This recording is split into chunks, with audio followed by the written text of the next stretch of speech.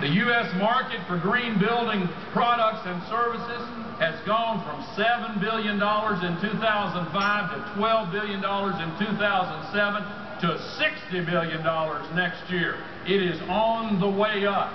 That's the kind of ride we need to take, and that's what you guys are doing. And again, you have made a very sound choice because you're doing the right thing and you're going to be able to prosper in the process.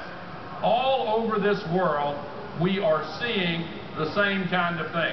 Now, I want to make a couple of points about a few things that I think are important that sometimes get left out. Somebody made a mention earlier, I believe it was Rick, about building codes.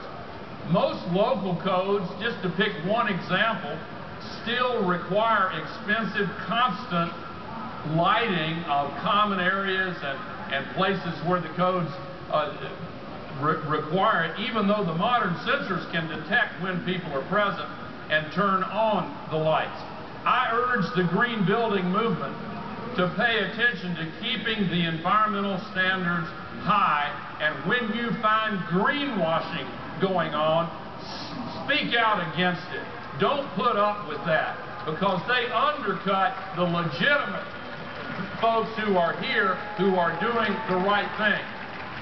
Now, there's another thing that I want to urge you to do, and this is extremely important also. We need to help homeowners pay for the upfront investments that these technologies require.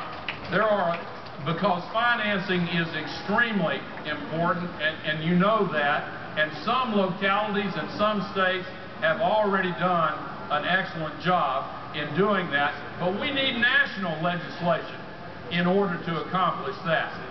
We need tax incentives, and we need financing instruments that build in the cost of the extra measures that are going to more than pay for themselves over a few years, but we should not put the burden on the homeowner or the business owner who's going to move into that building to put all the money in up front in order to pay for something that is going to be good for the country and is going to be coming back in the years ahead.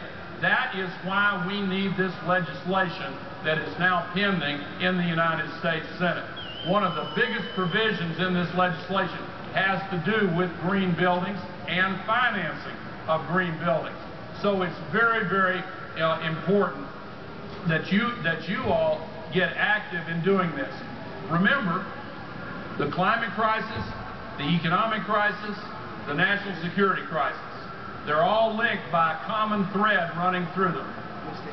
That common thread is our ridiculous and absurd over-dependence on carbon-based fuel.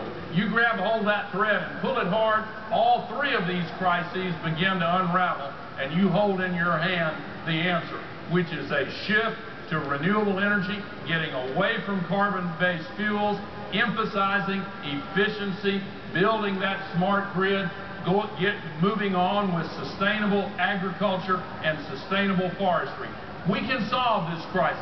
In the course of writing this book, over the last 3 years and researching it, I had more than 30 so-called solution summits with the leading experts in the world on every single one of these topics. And let me tell you the most important thing I learned. We have all the tools we need to solve 3 or 4 climate crises. We only need to solve one. We've got to get busy and get the laws and policies to do it. Yes, it is crucial to change the lights in the windows, but let me tell you, it's even more important to change the laws and the policies. And that means that we as citizens have to speak out.